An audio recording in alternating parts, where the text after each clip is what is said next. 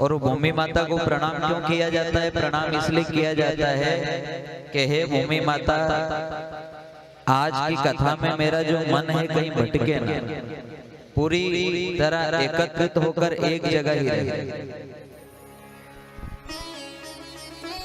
देखो, भूमि माता को प्रणाम करने का नियम बहुत सारे नियम बताए हैं। ये इतने बड़े बुजुर्ग बैठे हैं, माताएं बहनें, नियम ये भी है कि जब आप सुबह उठो तो उठते ही सबसे पहले धरती माता को प्रणाम किया जाता है।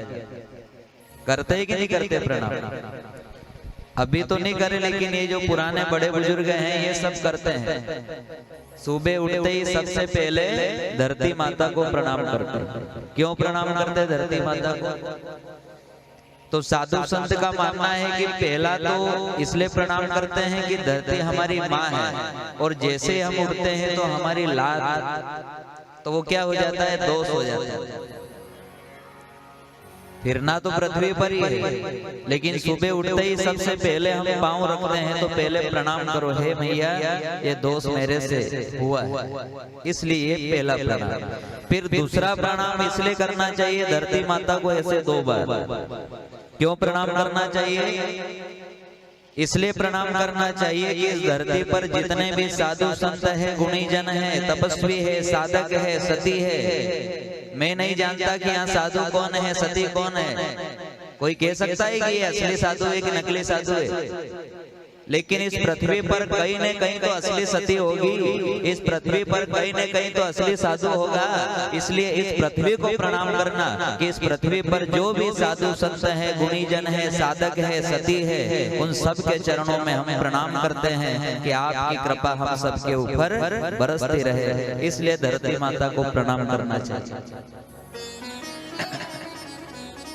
फिर बताया कि सत्संग में 3 बार प्रणाम करना। 3 बार क्यों प्रणाम करना? इसलिए प्रणाम करना कि ये भूमि धन्य है। ये जो भूमि है ये भूमि धन्य है कि यहाँ भागवत पोथी की स्थापना हुई। कहते हैं जहां पर भागवत पोथी की स्थापना होती है, समझ लेना वो भूमि बद्री विशाल तीर्थ बन जाता है। क्या बन जाता है? बद्री विशाल तीर्थ। और जो भी अगर बद्री विशाल नहीं जा पाए, नहीं आप में से बद्री विशाल कौन कौन नहीं गए? हाथ खड़े करें। बद्री विशाल तो काफी नहीं गए होंगे, लेकिन जो नहीं जा पाए नहीं, वो आज ऐसा भाव बना ले कि मैं बद्री विशाल में बैठ के कथा श्रवण कर रही हूँ। क्योंकि देखो ये कथा कोई बनावटी कथा नहीं है। सूत जी महाराज स्वयं कह रहे हैं कि जिस जगह पर भागवत कथा पोथी की स्थापना होती है, समझ लेना वो भूमि कोई साधारण भूमि नहीं बची। अब वो भूमि बद्री विशाल बन गई। क्या बन गई? बद्री विशाल। तो जो भी आप यहाँ कथा सुनने आए हो, तो आप अपने आप को सौभाग्यशाली मानना। आप यूं अपने आप को ऐसा समझना कि मारी काया आ गई काम में, मैं आया बद्री धाम में, मारी काया आ गई काम, आया बद्री धाम, मारी काया आ गई काम में, मैं आया बद्री धाम में, मारी काया आ गई काम में, मैं आया बद्री धाम में। अच्छा, ऐसे कौन माने के बद्री विशाल नहीं किया? भगवान कहते हैं जाके रही भावना जैसी, जिसका भाव जैसा होगा मैं वैसा फल उसे दे दूंगा। अगर भाव आपका ऐसा है कि मैं तो आया बद्री धाम में, मर काया आ गई काम में, मैं आया बद्री धाम में, मैं आया आ गई काम में, मैं आया बद्री धाम में, मैं आया चारों धाम में, आया बद्री धाम में, मैं आया चारों धाम में, अरे आया बद्री धाम में, मैं आया चारों धाम में, आया बद्री धाम में, मैं आया चारों धाम में, हमारी काया आ गई काम में, मैं आया बद्री धाम में, हमारी काया आ गई काम में, मैं आया बद्री धाम में। और देखो हमारे ऋषि मुनि का ये कहना है कि जिस जगह पर सत्संग होते हैं, भागवत पोथी की स्थापना होती है, तो समझ लेना कि वहाँ कथा सुनने पधारे जितने भी श्रोतागण हैं, समझ लेना कि वो बद्री विशाल में बैठ के, केदारनाथ में बैठ के हरिद्वार में बैठ के, वैष्णो देवी में बैठ के, संसार के जितने भी तीर्थ है सब तीर्थों में बैठ के वो सत्संग श्रवण कर रहा है। अच्छा, एक साथ में आप सब तीर्थ कर सकते हो क्या, बताओ? एक साथ में सब तीर्थ कर सकते हो, लेकिन भगवान ने ये सत्संग की कैसी व्यवस्था करी कि सब संसार में जितने भी तीर्थ है सब तीर्थ आप एक साथ में कर सकते हो। कौन सा तीर्थ? और वो है सत्संग का तीर्थ। कहते हैं कि जो व्यक्ति सत्संग श्रवण करता है जीवन भर, तो समझ लेना कि उसने समस्त तीर्थों का दर्शन कर लिया है, समस्त तीर्थों। अब कभी भी कोई पूछे नहीं कि आपने तीर्थ किया कि नहीं किया, तो यूं नहीं कहना कि मैंने तीर्थ नहीं किया। नहीं, अपना तो सब तीर्थ कर लिया सर। क्यों? क्योंकि हमने भागवत कथा श्रवण कर ली है, और भागवत कथा श्रवण कर ली तो समझ लो कि संसार के समस्त तीर्थ आपने कर लिए हैं।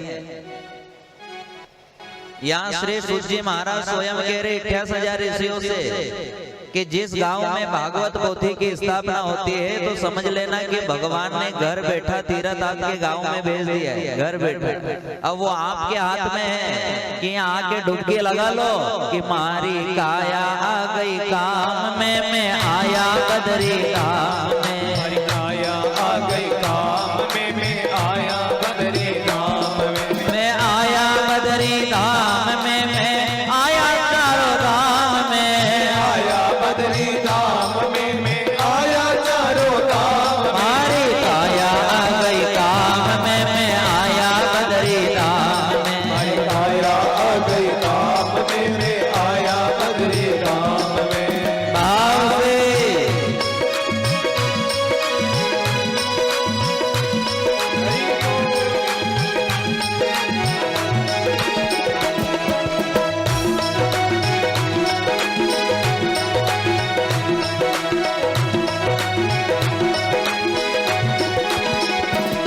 लेकिन बस ध्यान ये रखना है कि अगर आप सत्संग में आए होंगे तो फिर फोकट की चिंता लेके बताना कि मारो कहीं होगा, मारो कहीं होगा। नहीं, यहाँ स्पष्ट बताया है कि अगर आप यहाँ कथा में बैठे बैठे अगर आपका भाव ऐसा है कि मैं बद्री साल के तीर्थ में बैठ के कथा श्रवण कर रही हूँ, तो फिर कथा ये भी कह रही है कि जो गया बदरी काया सुधरी, ऐसा संत कहते, जो गया बदरी काया सुधरी, ऐसा संत कहते।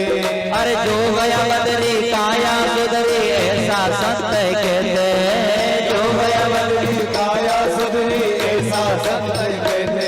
यानी कि भागवत कथा मिल गई तो समझ लो बद्री विशाल का तीर्थ मिल गया, और जब बद्री विशाल का तीर्थ मिल गया तो फिर फोकट में चिंता क्यों करोगी, मारो कहीं देगा क्यों?